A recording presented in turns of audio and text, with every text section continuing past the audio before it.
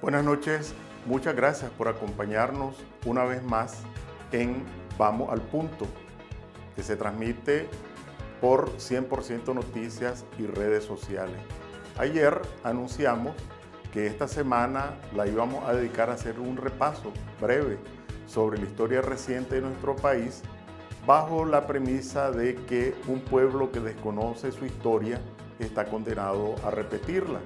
Y voy a compartir mi propia visión, procurando ser lo más objetivo, difícil, porque yo viví una parte del somocismo, viví la revolución y viví después el proceso de transición a la democracia y el proceso de imposición de la dictadura de Somoza. No he sido un espectador, tengo mi propia cuota de responsabilidad durante el somocismo, durante la revolución, durante la transición y posteriormente. Entonces, cerramos ayer con el somocismo, una síntesis. ¿Qué fue el somocismo? Dictadura, falta de libertades, exclusión política, represión y progreso económico sin justicia social. Ahora vamos a hablar de la revolución, pero empecemos. ¿Cómo es que se produjo la caída de Somoza?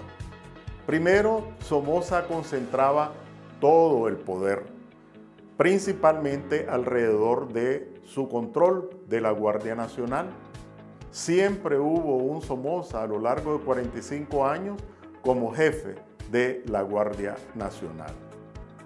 ¿Qué ocurrió? Más o menos en los últimos 2 años de la dictadura.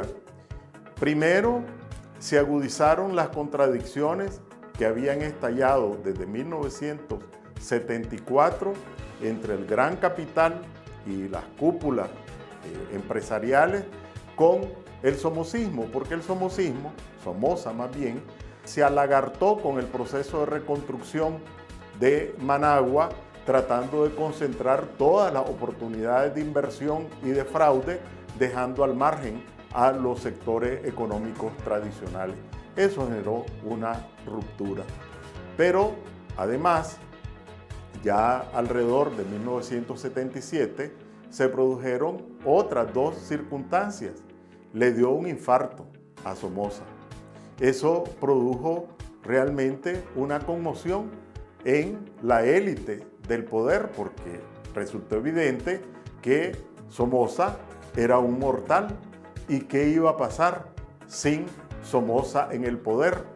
Aunque Somoza ya estaba preparando la sucesión, el 4º miembro de la dinastía, con Anastasio Somoza Portocarrero, que hasta un ejército particular tenía al margen de la Guardia, la EBI. Pero bien, le dio un infarto a Somoza y en la élite del poder empezaron a surgir ambiciones. Es reconocido el caso de quien era el jefe del Congreso, Cornelio Huck, que hasta lo defenestraron porque sus ambiciones salieron rápidamente a luz. Entonces, un resquebrajamiento en el bloque de poder. Por otra parte, la política de Estados Unidos, al llegar el presidente Carter al gobierno, enarboló como bandera en su política exterior el respeto a los derechos humanos, en su confrontación con la Unión Soviética. Entonces, esa política de respeto a los derechos humanos no tenía credibilidad si tenía una dictadura de 45 años, una dinastía en su traspatio.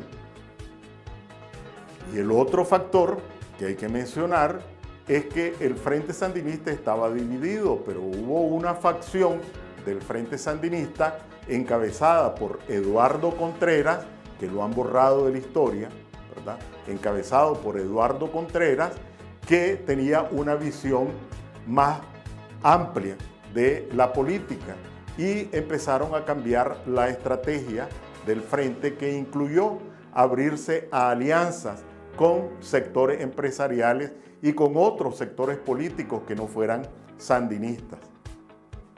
Estas nuevas alianzas posibilitaron también que se atrajera el respaldo de gobiernos que no eran comunistas, ¿verdad? El respaldo de Cuba siempre estuvo, pero México, Venezuela con Carlos Andrés Pérez, Panamá y Costa Rica formaron un anillo de apoyo a la lucha contra Somoza, ¿verdad?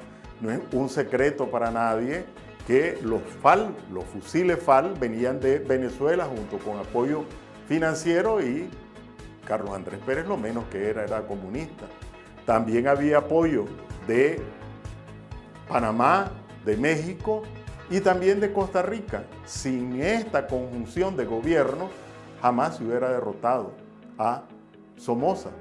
Pero bueno, hubo realmente un esfuerzo de concertación y de unidad nacional que incluyó a distintos sectores políticos y a distintos sectores económicos, sociales y de la iglesia. Fue esta coalición nacional, no era solo el Frente Sandinista, la que logró despertar la esperanza de la inmensa mayoría, hay que decirlo, de la inmensa mayoría de la población nicaragüense que se comprometió en la lucha en contra de Somoza. Hay un episodio que es poco conocido, pero está documentado, está escrito, que Somoza negoció su salida. Negoció su salida con Estados Unidos y Estados Unidos sirvió, por así decirlo, para negociar con la dirección del Frente Sandinista. Incluso había un enviado, un señor Bowler, creo que así se pronuncia, el que llevó a cabo lo que se llamó los acuerdos de Punta Arenas, porque fueron convenidos en Punta Arenas, en Costa Rica. ¿Cuáles eran los términos de ese acuerdo? Uno, que la Guardia Nacional sobrevivía, es decir, más o menos parecido a los acuerdos de paz que años después se suscribieron en El Salvador. Se formaba un ejército con la Guardia como base, pero depurada de oficiales comprometidos en crímenes. Y se incorporaban combatientes del Frente Sandinista para un nuevo ejército, con la Guardia como base. El Partido Liberal Nacionalista de Somoza sobrevivía, pero se le daba personalidad política y jurídica al Frente Sandinista como partido político. Más o menos esos eran los grandes términos. Y después se convocaba a elecciones.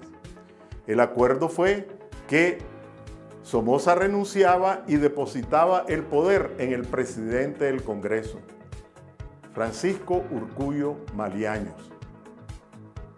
Y Urcullo Maliaños trasladaba el poder por la vía del cardenal Obando y Bravo a la Junta de Gobierno plural que estaba en Costa Rica y que se estaba trasladando a Nicaragua con doña Violeta Barrios de Chamorro, Alfonso Robelo, que era un líder empresarial, Daniel Ortega, Sergio Ramírez y Moisés Hassan, que eran los 5 miembros de la Junta de Gobierno original.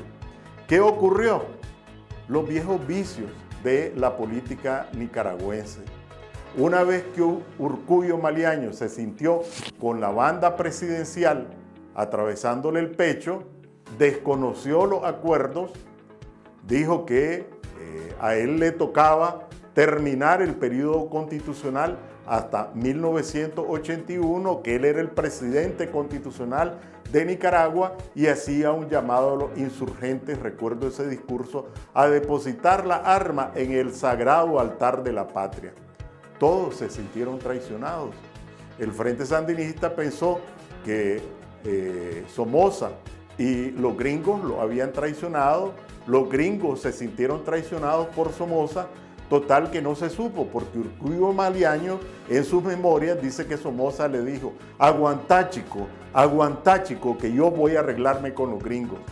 Y Urcullo Maliaños solo pudo estar menos de 48 horas en el poder. Por supuesto, Somoza dice que fue traicionado por los gringos. Finalmente, el hecho es que frente al desconcierto que provocó la actitud de Maliaños, el Frente Sandinista se fue en una ofensiva general, la Guardia de Somoza, sin Somoza, que era su centro, su líder, obviamente Urcullo Maliaño no era, se desplomó y en menos de 48 horas se desbandó y el Frente Sandinista se quedó con el control total. El triunfo que había sido del pueblo nicaragüense en sus distintas expresiones políticas, económicas, sociales y religiosas, pues fue estafado, porque el Frente Sandinista se quedó con todo. Y así empezó el proceso revolucionario. Lamentablemente se me alargó mucho la historia.